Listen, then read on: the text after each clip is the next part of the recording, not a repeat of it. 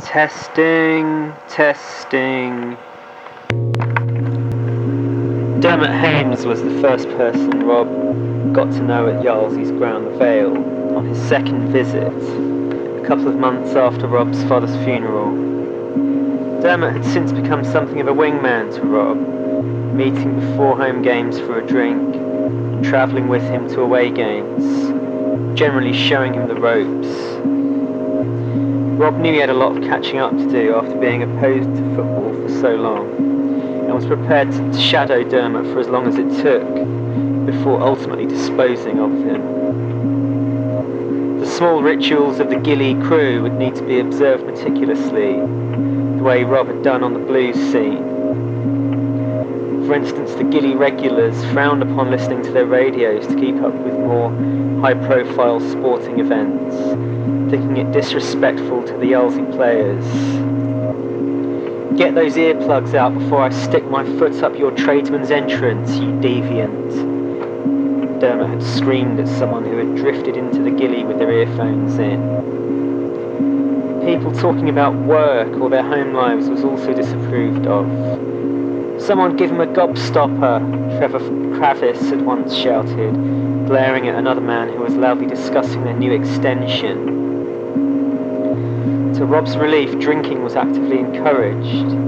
This is one thing that had struck him early on. Virtually everyone in the Gilly appeared to have some sort of beverage on the go. Most had a pint of lager or Strongbow apple wine from the bar, although some, like Dermot, smuggled in their own cans. It was Dermot who introduced Rob to the notion of the decoy can, whereby you roll up to the turnstiles openly swigging from a near-empty can. If a steward was inclined to enforce a no cans bylaw, then their blood would immediately rise, and they would tell you to lose the beverage ASAP. Rob and Dermot had got chatting during a particularly poorly attended midweek fixture against a factory works team from Hayes, who'd been writing to Yarlsey on and off for the past 6 years asking for a friendly fixture. Yarlsey's chairman Athelstan Wavis had eventually relented in the run-up to the new season, Rob's first, but the turnout had been very poor, with only 40 or so home fans in attendance and a smattering of the factory team's colleagues and well-wishers. The only previous game Rob had attended so far was 2 Saturdays previously, another pre-season friendly, but this time against a professional club, Rotherhithe, who had brought with them 3 coachloads of football lovers.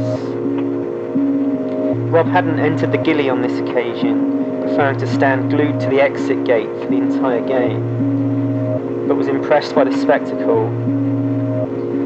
At roughly the 60th minute of every game, the Yarlsey chairman Athelstan Wavis would climb up a ladder that was at the back of the main seated stand opposite the Gilly and implore his players to turn up the wick via a small megaphone. Rob noticed the fervour with which Rotherhithe supporters greeted each of their 7 goals and their drunken revelry, performing a conga line without an ounce of self-consciousness or restraint. So when Rob found out Yarlsey had another friendly match shortly later, he drank a small bottle of vodka and headed out into the drizzle. Noticing there was only a fraction of the people at this one, he gravitated to where he'd noticed most of the chanting had come from on the previous occasion, namely the Gilly stand. There must have been around 7 people taking cover under the Gilly that evening, with a larger huddle on the other side in the main seated stand, and behind the goal to the Gilly's left, people scattered along the railings to get a closer view of proceedings. The first voice Rob heard tonight was that of Michael Newton, wearing an official Team GB Olympic coat. "Who won the toss?" Rob said, trying to ingratiate himself. "The revolution will be televised," shouting Michael Newton.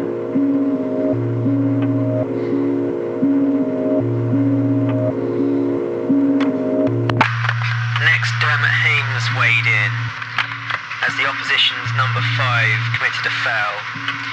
"You're at a lavatory 5, shouted Haynes. "I can't unsee that image, 6. It is not clear what he was referring to with regards to the works team's number 6, but they were delivered with enough volume and assurance.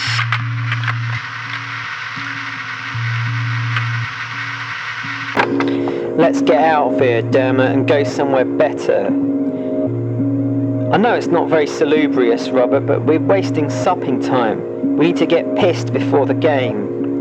"You don't know about the lifestyles of these people, Dermot," Rob said quietly. "My blood runs Yarlsey, but I'm Clipford bred."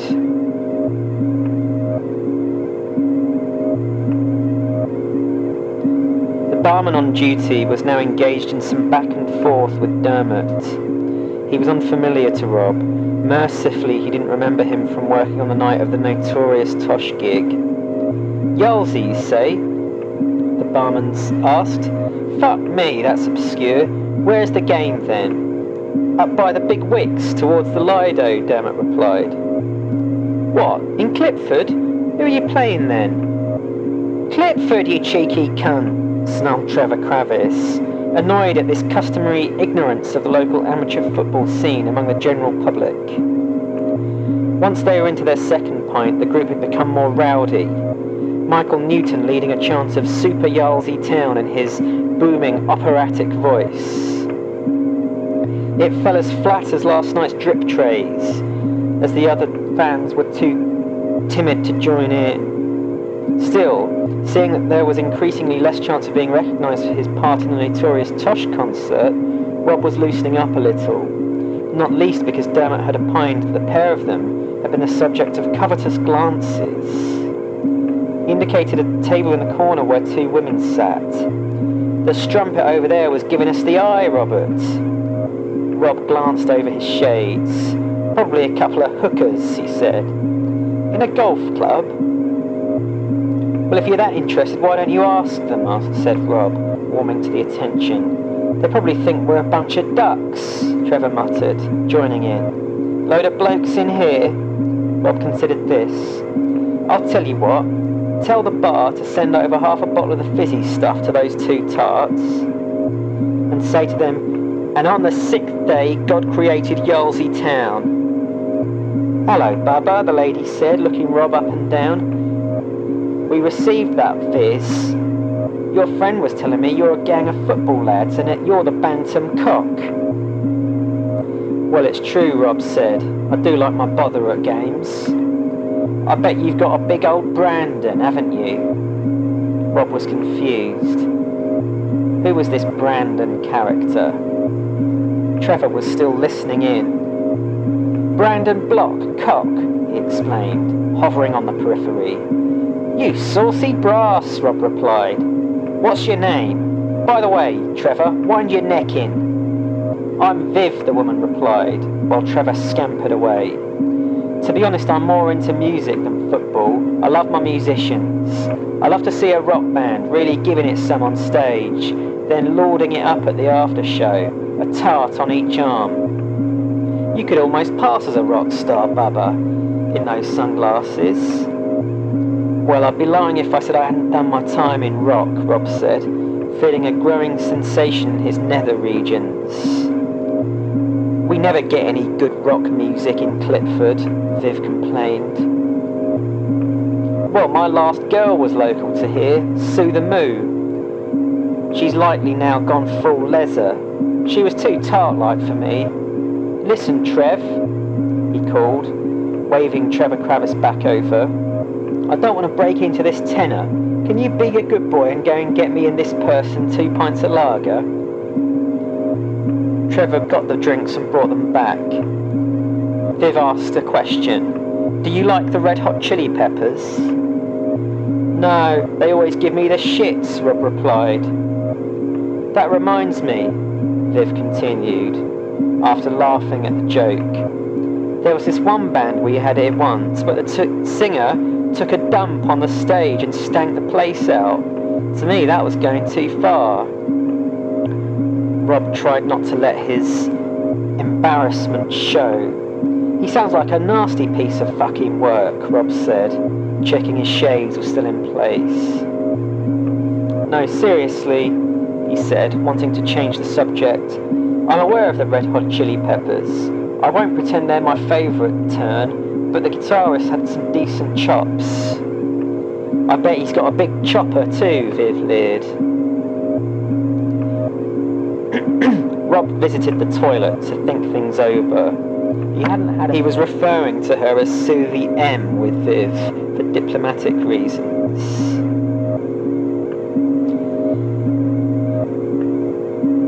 He was unsure about Viv. She had a very coarse turn of phrase, referring to Rob as a dirty bastard and a perv. Rob was mystified by this.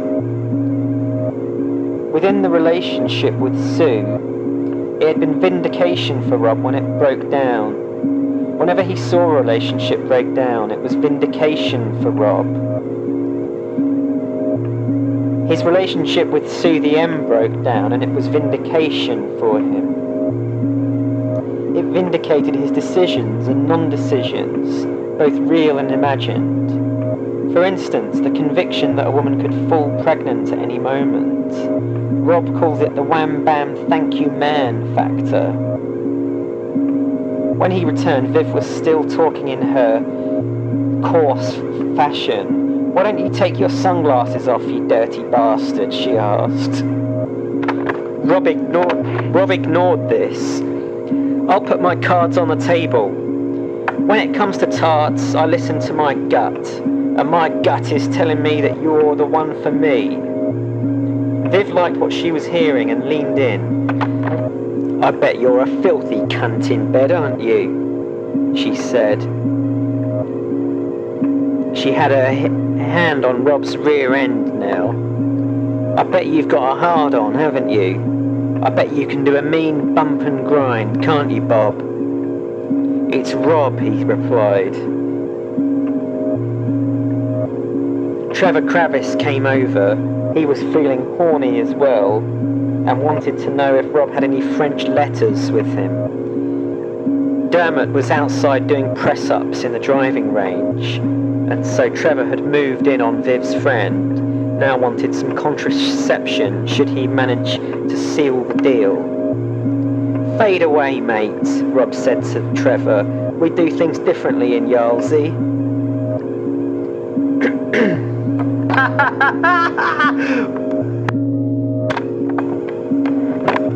Chapter 6, The End. The kitchen had predictably been left in a state not to Rob's liking. Mum had tidied up, but in such a way that was bound to irritate Rob. The breakfast table was completely clear, and the tools of Rob's trade were either on the workboards or in the cupboards. Meaning Rob had to once again lay out the various china bits. Mum's eyes were going too, so a lot of dirt nowadays went unnoticed. Meaning Rob had to give the table a wipe. Then the side tops. He also gave a wipe to the enormous day planner that was up on the spare bit of walling next to the fridge. The planner had a glossy surface, which lent itself to a damp cloth. The banner's sponsor, Peter Hughes, was emblazoned above January. Who was Peter Hughes? The answer was a local IT company, whose name was also to be found on Yarlsey Football Club's strip. Another fortunate consequence of this relationship being that the wall planner was already filled in with all of Yarlsey's fixtures for the season. Mum comes in and does Rob some toast. Can't you liven it up a bit with a bit of Marmaduke or something? It was always the way with Rob's mum when he was growing up, his dad too. They would always misinterpret adolescent favourites, giving them their own putrid twists. Take pizza. When Guy had a mate coming round, he would ask Mum to get a few pizzas in so they could eat them in front of a movie on the TV. When it came to it though, Mum would bring in a tray with what looked like a large round pastry tart on it. Guy was just meaning that she gets some ready-made pizzas. Is this a starter then? Guy would ask naively, looking at the big tarts. This is your pizza, boys, Mum would say, turning to leave rapidly, having placed it on the table. Fuck me, Guy would mutter, looking embarrassedly at his mates as they gazed down at the tart, topped exclusively with cold sliced tomatoes and what looked like large chunks of halibut. Rob is powerless to stop them. He has his sunglasses with him anyway. He had ended up deliberately shitting on the stage of the golf's function room. He didn't go to the game. He stayed with Viv, determined to repeat the past trauma.